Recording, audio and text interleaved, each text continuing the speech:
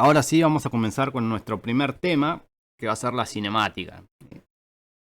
Es aquella parte de la dinámica que describe el movimiento sin considerar las causas que provocan dicho movimiento. Solo miramos el movimiento. ¿Quién puso a mover las cosas? La verdad no nos interesa cuando estamos hablando de la cinemática. Lo que sí, para explicar el movimiento necesitamos un marco de referencia.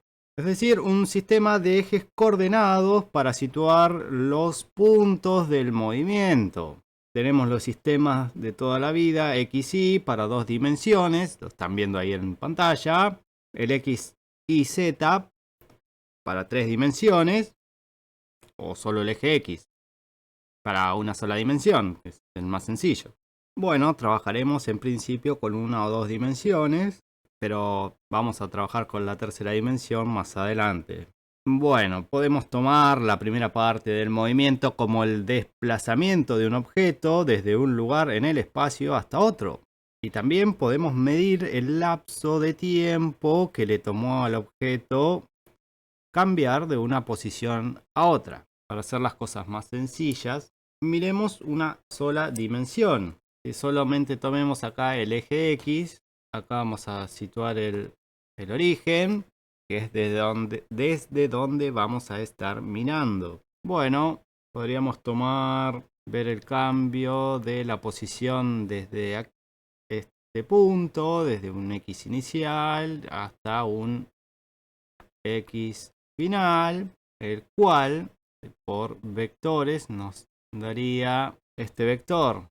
Este sería el vector desplazamiento, que por tener una sola componente, digamos, esa componente y el módulo del vector coinciden. Entonces, el desplazamiento se define como el cambio de esa posición y está dada como la resta para una dimensión, ¿sí?, entre la posición final y la posición inicial. Por supuesto que esto se mide en metros. Por cierto, este triangulito que está acá es la letra griega delta mayúscula, que es la que se usa para denotar un cambio en cualquier cantidad física. En este caso estamos hablando de desplazamiento, bueno, podría ser un cambio de temperatura, un cambio, bueno, en las cantidades que ya vamos a ir viendo. No me quiero adelantar. Y bueno, acá una pequeña salvedad. No confundan desplazamiento con distancia. Acá lo vamos a ver más clarito. La distancia es una cantidad siempre positiva. Y el desplazamiento no, porque depende de la posición. Si es una cantidad vectorial, como están viendo ahí en el ejemplo, que tiene dirección, magnitud y sentido. Acá tiene, bueno, están las tres componentes, entonces el desplazamiento, llamado R vector, que tiene componentes X, Y Z, que va a ser la resta entre el vector R final, que tiene componente X, Y y Z, menos el vector R inicial, que tiene componente X, Y y Z. La flechita ahí arriba era para vectores, por si no te acordás. Y acá la distancia sería este arco que está marcando acá. Llamemos ahí al arco S.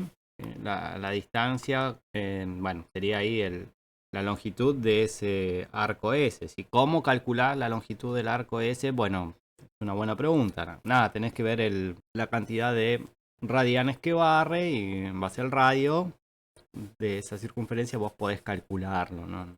Parece complicado, pero no. Para hacer las cosas más fáciles, vamos a decir que acá la distancia es el radio este. Entonces, fíjate vos la diferencia, que si vas desde el punto 1 hasta el punto 2 y volvés al punto 1, la distancia total que vas a recorrer va a ser 2 veces ese arco que está denotado ahí. Pero En cuanto a posición, si vos vas desde el punto P1 hasta el punto P2 y volvés a P1, ¿sí? Después este sería como el vector delta R1, el que va hasta P2, pero después tendrías el mismo vector delta R2, que es el que volvió, y fíjate que sería igual y opuesto a delta R1, o sea que para el mismo caso la posición sería 0. Fue desde un punto hasta otro y volvió al mismo punto desde el que salió. Entonces el cambio de la posición es 0, pero la distancia que recorrió no es 0.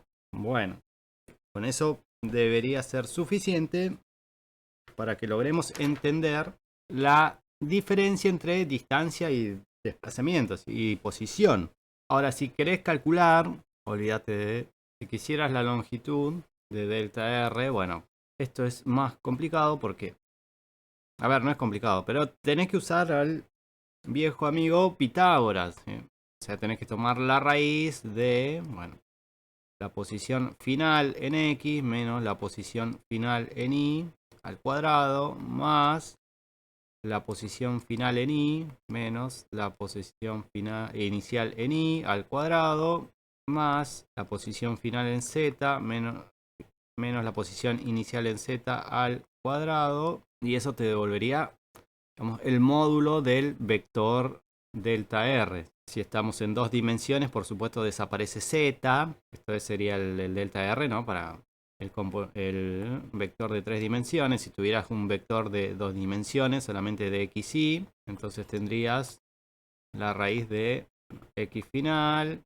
menos x inicial al cuadrado más y final menos y inicial al cuadrado.